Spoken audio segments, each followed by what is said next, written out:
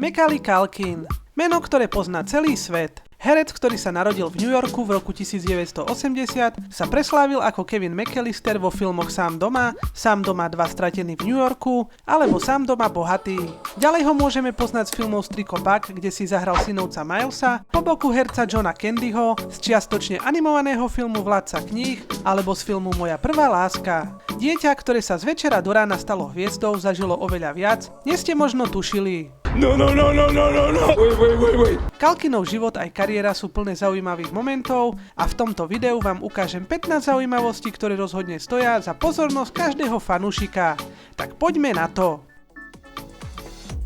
Pochádza z veľkej rodiny, má 6 súrodencov, 3 sestry a 3 bratov. Všetci bývali v malom byte v New Yorku spolu s rodičmi. Jeho brat Kieran si s ním zahral vo filmoch Sám doma ako bratranec Fuller. Je zasnúbený s herečkou Brandou Song, s ktorou majú 2 synov menom Dakota a Carson. Staršieho syna Dakota pomenoval po svojej sestre Dakote, ktorá tragicky zomrela v roku 2008. Je veľkým fanúšikom Nintendo a Sega retro hier. Jeho najobľúbenejšia hra je Toe Jam and Earl z roku 1991. Zahral si vo videoklipe Black or White od Michaela Jacksona, chlapca v úvode videoklipu, ktorý počúva príliš hlasnú hudbu. Jeho najobľúbenejší film je Osvietenie z roku 1980. Bol členom komediálnej kapely The Pizza Underground, ktorá parodovala Velvet Underground. Všetky ich texty boli o pici. Za film Sám doma 2 dostal približne $4,5 milióna, čo bolo na tú dobu pre detského herca rekordné.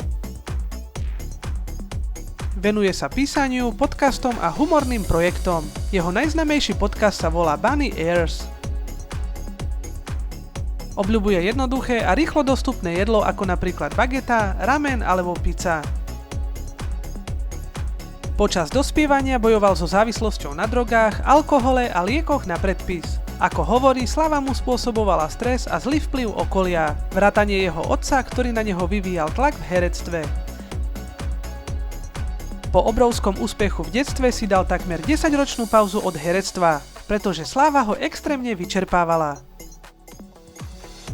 V roku 2018 účinkoval v reklame od Google, kde si zopakoval rolu Kevina, tentoraz so smart domácnosťou, čo malo obrovský virálny úspech.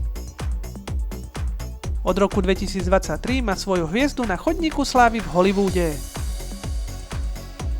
V najnovšom animovanom filme Zootropolis 2 nadaboval kanadského rysa menom Catrick Linksley. O ktorom hercovi alebo herečke by ste chceli na budúce ďalšie zaujímavosti? Napíšte mi to dole do komentára pod video.